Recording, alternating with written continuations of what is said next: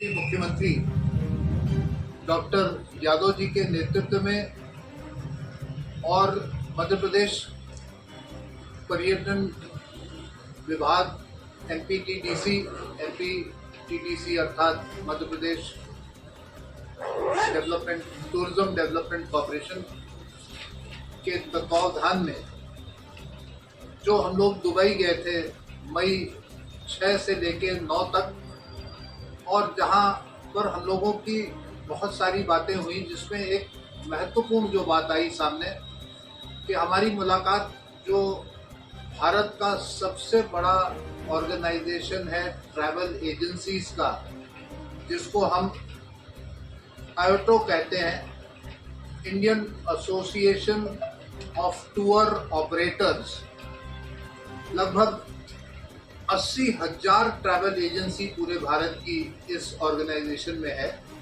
इनका 29वां जो सम्मेलन है, राष्ट्रीय सम्मेलन, वो भोपाल में होने जा रहा है।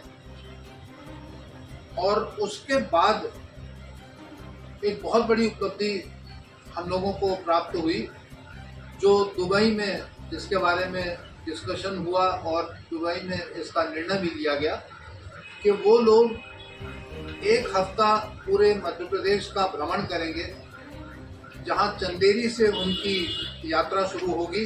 जो हमारी जो HHR का कार्य देख रही हैं शिवाली जी, वो आपको बताएंगी पूरी आइटिनरी, लेकिन चंदेरी से उनकी यात्रा शुरू होगी। और विशेष रूप से उन्होंने रीवा को 2 दिन दिए हैं। तो जितने ट्रैवल एजेंट्स उस यात्रा में रहेंगे, जो भारत के टॉप मोस्ट ट्रैवल एजेंट्स हैं, वो आपके रीवा में 2 दिन रहेंगे और 2 दिन यहाँ पर पूरा भ्रमण करके रीवा के अंदर पर्यटन की संभावनाओं को देखेंगे। एक लंबे अरसे से मैं प्रयास कर रहा था कि हम लोग सर्किट से जुड़ें, और यही सपना था। अगर हमें रीवा में पर्यटन को आगे बढ़ाना है तो यही एक सपना है। अगर ये साकार हो जाता है, जो बिल्कुल अब कगार की ओर पर है साकार होने के, क्योंकि इतना बड़ा सम्मेलन भोपाल में, और भोपाल के बाद वो बहुत सारे ट्रैवल एजेंट्स यहाँ जो पधारेंगे, तो वो जब यहाँ की संभावनाएं देखेंगे तो निश्चित रूप से मैं मानता हूँ कि रीवा के लिए एक बहुत ही सौभाग्य का पल होगा। क्योंकि बिना सर्किट आज आप चाहे देखें, और पहले से भी अगर आप देखें, अगर आप पुराने ज़माने से भी देखें, तो आज भी जो पूरे विश्व में 3 सर्किट हैं वो आज भी विद्यमान है। चाहे वो सिल्क रूट हो, चाहे वो बुद्ध रूट हो, और चाहे वो स्पाइस रूट हो। ये 3 प्रमुख रूट हैं जो आज पूरा भारत का ही नहीं, पूरे विश्व का पर्यटन इन्हीं 3 रूट्स के आधार पर घूमता है।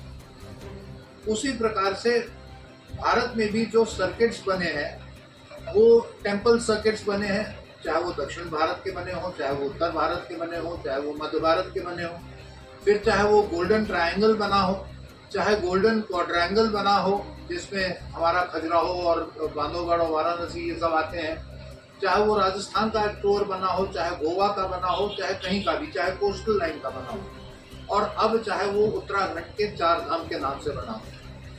उसी प्रकार से ये रीवा का सर्किट अगर बन जाता है, तो जो एक तरफ से पर्यटन आने वाले लोग और पर्यटक जो चलेंगे, वो दूसरा छोर में वो वहाँ से निकल जाएंगे, तो वो सर्किट बन जाता है, वो सर्किट बन जाएगा।